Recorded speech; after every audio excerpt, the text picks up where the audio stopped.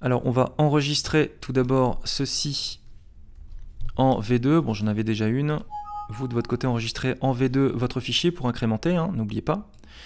Voilà, donc maintenant, ce qu'on va faire, je vous le rappelle, c'est qu'on va créer des barscopes. Alors avant, là, je me rends compte que je suis en train d'empiler des effets directement dans la timeline de montage. Moi, j'aime pas trop ça.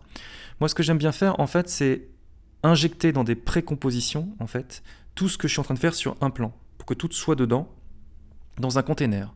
Donc je sélectionne ici, par exemple, le P1, et je vais aller dans, ici, calque, précomposition. Donc vous voyez le raccourci, CTRL-MAJ-C.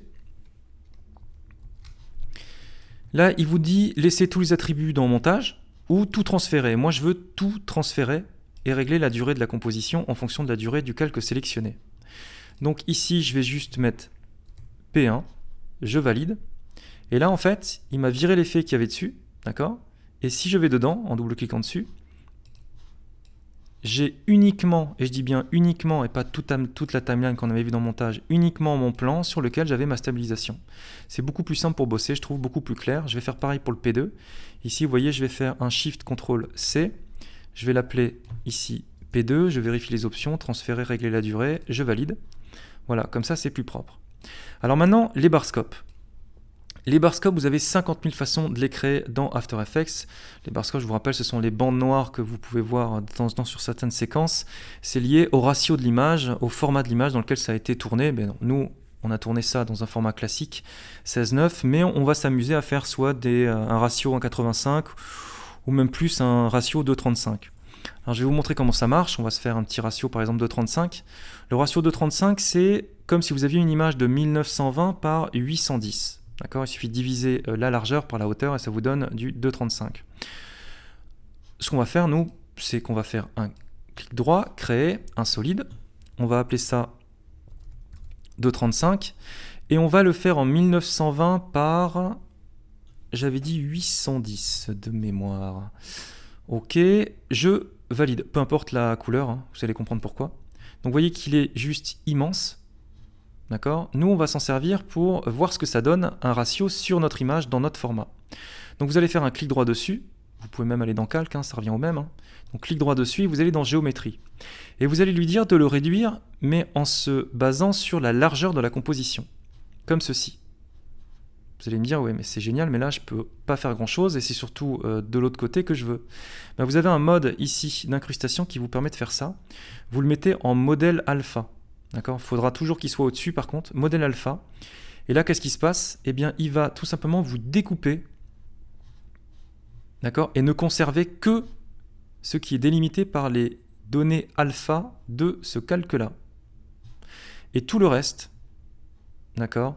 Tout le reste, ça va être uniquement de la transparence. Nous, on voit que ce sont des barscopes noirs, d'accord ? Pourquoi ? Parce que si je fais CTRL-K pour aller dans les paramètres de la composition, ma couleur d'arrière-plan, c'est noir. Si par contre je mettais du rouge, on pourrait voir ce que ça donne.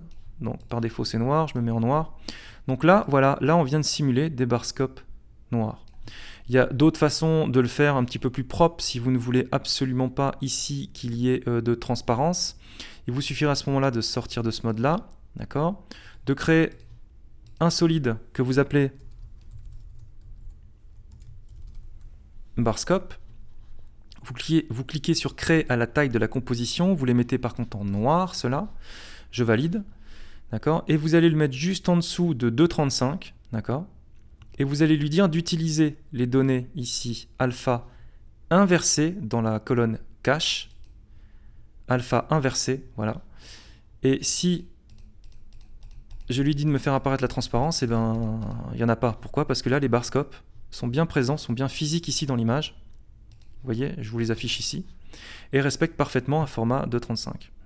Donc voilà comment on peut créer des barscopes, une façon beaucoup plus bourrine. Moi je vais rester comme ça, hein, avec cette méthode-là. Il y a une façon beaucoup plus bourrine de faire, je vais le cacher, c'est carrément de créer un solide noir, à la taille de la compo, je valide. Un petit peu comme on a fait pour le vignettage, d'aller sur l'outil rectangle, de double-cliquer dessus, d'accord ? Ensuite, vous allez ici, vous assurez bien que vous êtes sur l'outil sélection en appuyant sur le raccourci V. Et là, vous double-cliquez sur l'un des points et ça va vous éditer vous voyez, le masque. Ce n'est pas le solide que vous déformez, là c'est le masque que vous êtes en train de transformer.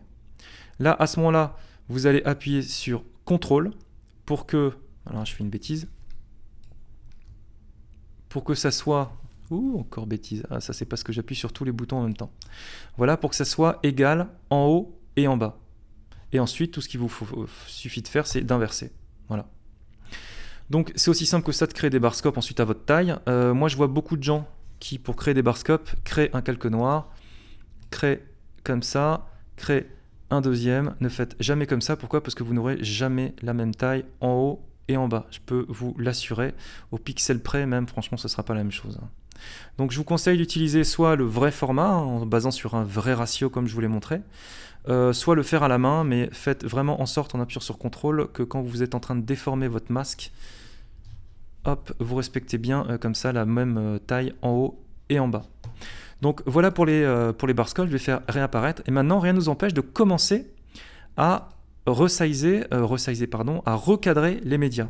Le premier plan, nous, on va regarder, mais est-ce qu'il y a besoin de le recadrer? Pas besoin. Recadrer, pourquoi? Parce qu'on peut profiter maintenant de cette marge ici. Donc je vais me mettre ici, et effectivement là, on a l'impression qu'il a le pif derrière le barscope.